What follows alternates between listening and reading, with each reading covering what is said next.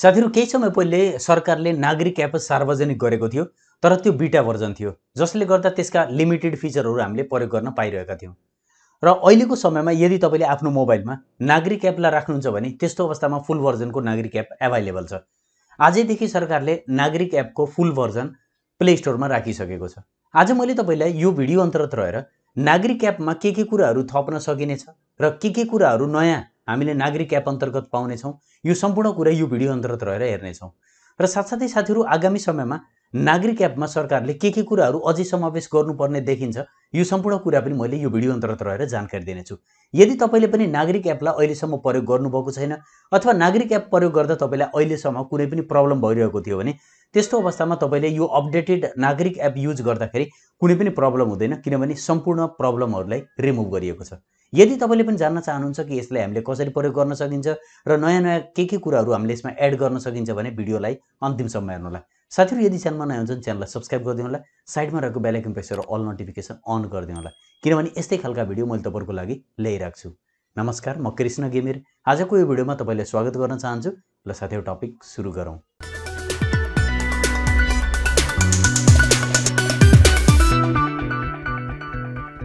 साथीहरु अगाडि बढ्न पहिले प्लिज यो भिडियोलाई लाइक गरिदिनु होला। अब साथीहरु यो सम्पूर्ण नागरिक एपको बारेमा बुझ्नको लागि नयाँ जुन भर्जन अहिले लन्च भएको छ यसको बारेमा बुझ्नको लागि हामीले डाइरेक्टली मोबाइलमा लाग्नुपर्ने हुन्छ र मोबाइलमा लागेर जानौं कि कसरी हामीले नागरिक एपका यी नयाँ फिचरहरूलाई आफ्नो मोबाइलमा प्रयोग गर्न सकिन्छ। साथीहरु नागरिक एपमा जुन अपडेट आएको छ त्यो अपडेटमा के कुराहरू नयाँ थपिएको छ त्यो कुरा हामीले हेर्ने छौं। त्यसको लागि सबभन्दा पहिले त हामी प्ले स्टोरमा जानुपर्ने हुन्छ, किनभने नागरिक एपको अपडेटेड भर्जन आएको छ। मैले यहाँनिर प्ले स्टोरमा गएँ। प्ले स्टोरमा गइसकेपछि तपाईले नागरिक भनेर माथि लेख्नु होला, नागरिक एप भनेर सर्च गर्नु होला। यहाँ हेर्नुहुन्छ इन्स्टल छ, जस्ट मैले यसलाई ओपन गरेँ। यहाँ हेर्नुहुन्छ ओपन भन्ने छ। अब अहिलेसम्म मलाई लाग्छ बीटा भर्जन थियो, अब यो अपडेटेड भइसकेको छ। लास्ट अपडेटेड अप्रिल 30 भनेको छ, यसको अर्थ यो मेरो अपडेट भइसकेको रहेछ। तपाईकोमा अपडेट भएको छैन भने अपडेट गर्नु होला। ओपन गरिदिन्छु मैले। अब ओपन गरेपछि पासवर्ड माग्छ, तपाईले जुन पासवर्ड राख्नु भएको थियो। मैले पहिले यसभन्दा पहिले एउटा भिडियो बनाएर सिकाएको थिएँ नागरिक एपलाई कसरी खोल्ने, कसरी युज गर्ने। माथि आइकनमा आएको छ होला, त्यो हेर्नु होला। अब नागरिक एप मैले खोलिसकेको छु। साथीहरु अब हेर्न सक्नुहुन्छ विभिन्न सेवाहरू यहाँ जोडिएका छन् भनिएको छ। अहिलेको अवस्थामा जस्तै स्थायी लेखा नम्बर, पान नम्बर मैले अलरेडी एड गरिसकेको छु। तपाईले प्यान नम्बर एड गर्नुभएको छैन भने, पान नम्बर निकाल्नु भएको छैन भने त्यस्तो अवस्थामा तपाईले यहाँबाट प्यान नम्बर निकाल्न पनि सक्नुहुन्छ आफ्नो एउटा नयाँ। त्यस्तै म पछाडी गएर तपाईलाई देखाउन चाहन्छु प्रहरी चारित्रिक प्रमाणपत्र। अहिलेको अवस्थामा तपाईले अब यो एपमा आएर सजिलैसँग जुन प्रहरीको एउटा कुनै पनि एउटा सर्टिफिकेट बनाउनु पर्ने हुन्छ, जस्तै तपाई विदेश जाँदै हुनुहुन्छ अथवा तपाई डिबी परेर डिबी लटरी अन्तर्गत जाँदै हुनुहुन्छ, त्यस्तो अवस्थामा पनि तपाईलाई यो एकदमै सुटेबल हुनेछ। यहाँबाट बनाउन सक्नुहुन्छ। त्यस्तै मालपोतको डिटेल पनि यहाँनिर राखेको छ, हेर्न सक्नुहुन्छ। मालपोतको लागि आफ्नो 11 अक्षरको जग्गा धनी पहिचान पत्र LIN तल राख्नुहोस् भनेर भनेको छ। मैले अलरेडी अब मेरोमा यो LIN नम्बर मसँग छैन, मसँग कुनै जग्गा जमिन छैन, बुवाको नाममा छ सबै। त्यही भएर हाम्रो पारिवारिक जग्गा जमिनको मैले आफ्नो नामको थ्रु डिटेल राख्दाखेरि डिस्प्ले नगर्न सक्छ। तपाईको नाममा रहेको छ भने त्यो नम्बरहरू यहाँ राखिदिनु होला र अगाडि बढ्नुहोस् गरेपछि त्यो सम्पूर्ण डिटेल पनि यहाँ एड गर्न सक्नुहुन्छ। अब त्यसपछि स्वास्थ्य बीमा बोर्ड भनेर यो पनि नयाँ एड गरिएको छ यसमा पनि तपाईले यसमा स्वास्थ्य बीमा बोर्डमा जान सक्नुहुन्छ र विभिन्न तपाईले जस्तै इन्स्योरेन्सहरू जुन गराउनु भएको छ त्यो इन्स्योरेन्सहरूको तपाईसँग जुन डिटेल छ, प्रमाणपत्रहरू छ, त्यो प्रमाणपत्रको आधारमा तपाईले यहाँनिर राखिदिनु पर्ने हुन्छ। जस्तै हेर्न सक्नुहुन्छ स्वास्थ्य बीमा बोर्ड भनेर स्वास्थ्य बीमा बोर्डको नम्बर तल राख्नुहोस्। तपाईले नम्बर राख्नुहोस्, एड गरिदिनुहोस्, अटोमेटिकली त्यो एड हुन्छ र डिस्प्ले गर्छ। मसँग नेपाल स्वास्थ्य बीमा बोर्डको कुनै पनि नम्बर छैन, त्यही भएर मैले यसलाई एड गरिन। तपाईले यो पनि राख्न सक्नुहुन्छ।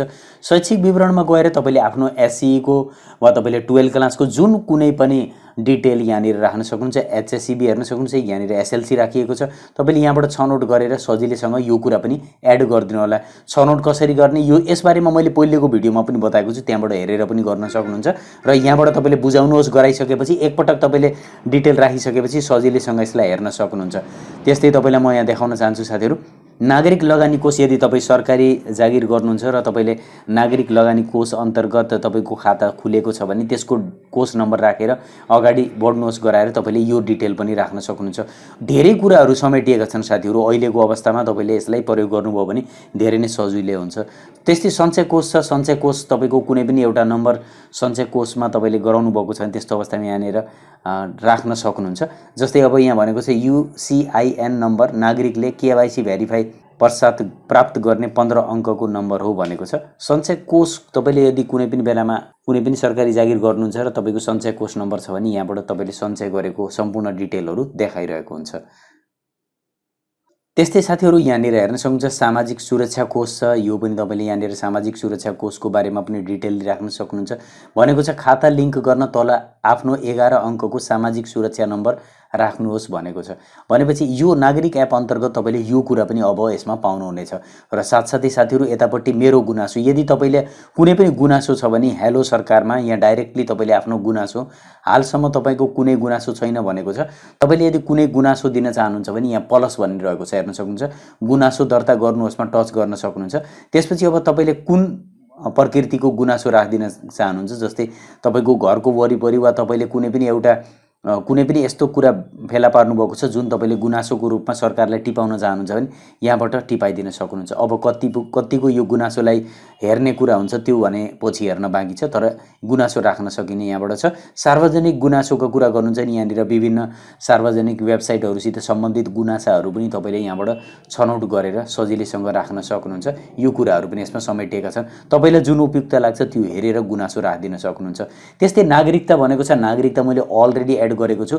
तपाईको यसभन्दा पहिले नागरिकता एड गर्दा कुनै पनि प्रब्लम आएको थियो भने अहिले त्यो नागरिकतामा जुन एपमा राख्ने प्रब्लम छ त्यो हटाइएको छ। त्यसले गर्दा तपाईले राख्न सकिराख्नु भएको थिएन भने अहिले यहाँ आएर सजिलैसँग राख्न सक्नुहुन्छ।